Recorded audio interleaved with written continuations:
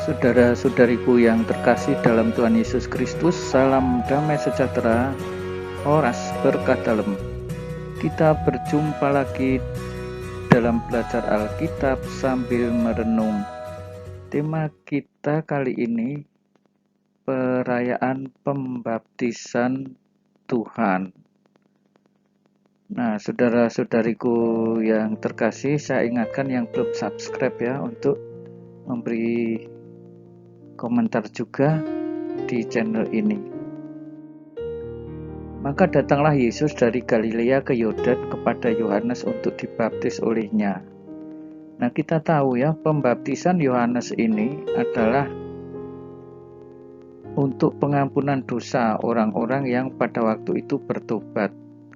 Nah, tetapi anehnya ini Yesus datang dari Galilea ke Yordan kepada Yohanes minta dibaptis. Nanti bisa disimpulkan kalau begini, apakah Yesus berdosa?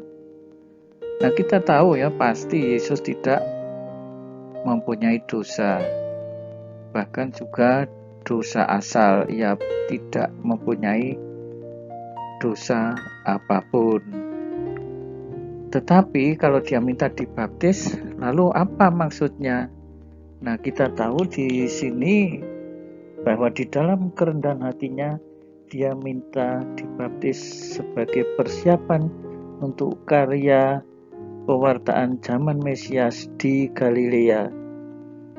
Ya, meskipun ia anak Allah sendiri, tetapi ia merendahkan diri dan hidup dengan para pendosa. Maka kalau kemudian dia dibaptis, ini untuk memberikan teladan kerendahan hati. Ya, tidak hanya teladan, tetapi kehadiran Yesus dalam wujud manusia adalah perendahan dirinya sebagai manusia. Bahkan ia nantinya akan wafat di kayu salib yang hina, tetapi dari situlah manusia akan beroleh kehidupan. Yesus memberikan, Yohanes mencegah, aku yang perlu dibaptis olehmu dan engkau yang datang kepadaku. Nah, ini Yohanes pun sampai bingung seperti ini. Lalu Yesus menjawab, katanya, biarlah hal itu terjadi, karena demikianlah sepatutnya kita menggenapkan seluruh kehendak Allah. Nah, jadi peristiwa pembaptisan ini adalah penggenapan seluruh kehendak Allah. Apa yang dikehendaki oleh Bapa terjadi secara sempurna di dalam diri Yesus. Dan sesudah dibaptis, Yesus segera keluar dari air, dan pada waktu itu juga langit terbuka dan ia melihat Roh Allah seperti burung merpati turun ke atasnya. Lalu terdengar suara dari surga yang mengatakan, inilah anakku yang kukasihi, kepadanya lah aku berkenan. Saudara-saudariku yang terkasih, Yesus keluar dari air, lalu langit terbuka dan kemudian Roh turun. Ya, dalam kasus orang berdosa, hubungan manusia dengan si pendosa ini dengan surga menjadi retak, menjadi rusak.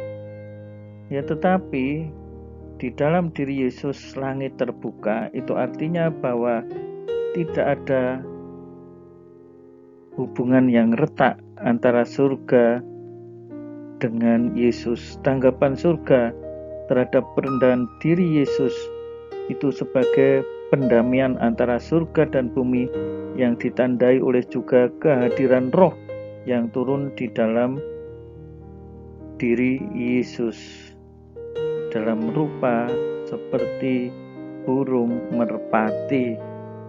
Maka ketika Mesias hadir dan kemudian ditandai juga dengan suara yang terdengar, inilah anak yang kukasihi, kepadanya lah aku berkenan. Nah, saudara-saudari yang terkasih, kita pun sebagai orang-orang yang dibaptis mestinya saat peristiwa pembaptisan Allah berkenan kepada kita. Kita menjadi anak yang terkasih. Ya, kita bukan lagi menjadi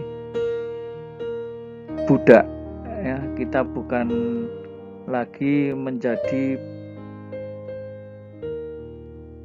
orang yang di bawah kuasa dosa, tetapi menjadi anak terkasih Allah. Nah, sekarang bagaimana kita mewujudkan hal itu di dalam kehidupan? Ya, kita adalah anak-anak Allah yang terkasih. Hal yang kedua yang ingin saya sampaikan sebagai renungan, seringkali hal ini ya, ketika Yesus keluar dari air, ini menjadi sebuah penggambaran bahwa Yesus dibaptis dengan diselamkan. Ya, dan banyak yang mengatakan baptisan di dalam gereja Katolik itu tidak sah. Alasannya apa? Karena tidak diselamkan. Itu berarti tidak sesuai dengan teks kitab suci, tidak sesuai dengan teks Alkitab. Mari kita lihat, kalau baptisan Katolik disebut tidak sesuai dengan teks Alkitab, mana yang menjadi bukti? Yaitu baptisan Katolik tidak pernah atau sedikit yang diselamkan, ya, kebanyakan dengan diguyur air. Nah, sedangkan seharusnya menurut banyak gereja denominasi, baptisan harus diselamkan. Dengan begitu, baptisan tersebut sesuai dengan Alkitab. Ya, tetapi kita juga bisa mengatakan, berarti baptisanmu juga tidak sah. Loh, kenapa kok tidak sah? Baptisan kami sudah diselamkan. Ya betul, tetapi tidak sesuai dengan Alkitab, karena yang dikatakan di dalam Alkitab, pembaptisan itu terjadinya di Sungai Yordan. Dan ternyata baptisan Anda seringkali terjadi di kolam lele, seringkali terjadi di sungai yang terdekat, ada di situ, dibuat kolam untuk pembaptisan. Apakah Yesus dibaptis di sungai yang ada di Jawa ini atau ada di Kalimantan? Oh, ternyata tidak. Yesus dibaptis di Sungai Yordan. Nah, itu berarti baptisanmu pun baptisan yang tidak sah karena tidak sesuai dengan Alkitab. Nah, begitu saja jawabnya. Jadi jangan mau ya saudara-saudariku yang Katolik dibodoh-bodohi.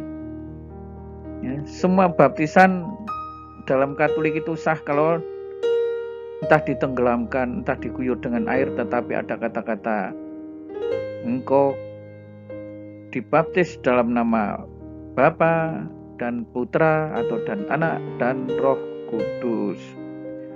Nah, mungkin lagi ada yang mengatakan, oh kami dibaptis ditenggelamkan di Sungai Yordan karena waktu itu kami sedang pergi berziarah di Tanah Suci. Loh, tetapi tidak sesuai dengan Alkitab juga kalau begitu. Karena apa? Di dalam Alkitab yang membaptis adalah Yohanes Pembaptis.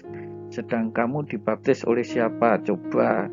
Nah, berarti baptisanmu tidak sesuai dengan Alkitab. Nah, saudara-saudari yang terkasih, sekali lagi kita mesti jeli. Yang penting itu esensi baptis. Kalau mau sesuai dengan Alkitab ya bolehlah, tetapi harus konsisten semuanya, jangan hanya soal ditenggelamkan.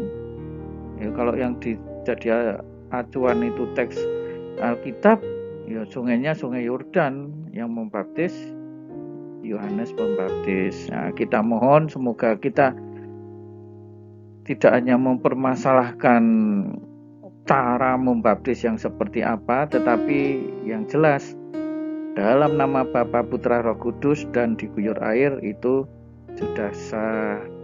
Yang lebih dari itu, bagaimana kita menghidupi baptisan itu sehingga kita menjadi anak-anak terkasih Allah. kita menjadi orang-orang yang berkenan kepada Allah. Tuhan Yesus memberkati. Berkah dalam.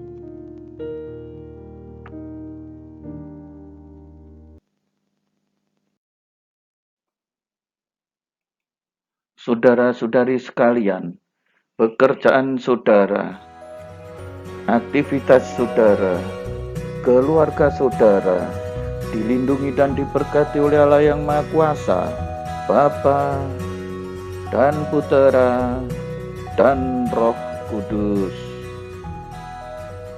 Amin.